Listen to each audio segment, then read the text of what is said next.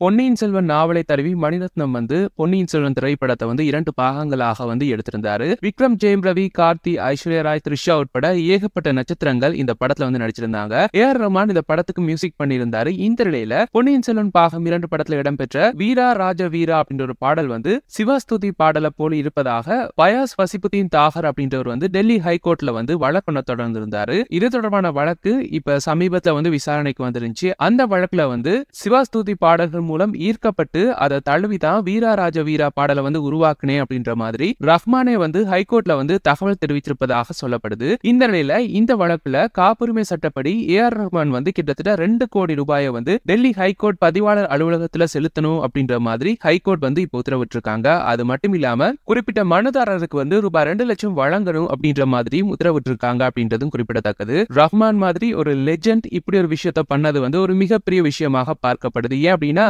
தழுவி ஒரு பாட்டு போடலாம், பிரச்சனை இல்ல, அதுக்கு சரியான கிரெடிட்ஸ் கொடுக்கணும் தானே அப்படின்றது தான் ரசிகர்களுடைய கருத்தா இருக்கு. சோ ரஹ்மானுடைய இந்த செயல் குறித்த உங்க கருத்துக்களை கீழே கமெண்ட்ஸ் வாயிலாக தெரிவிச்சுக்குங்க.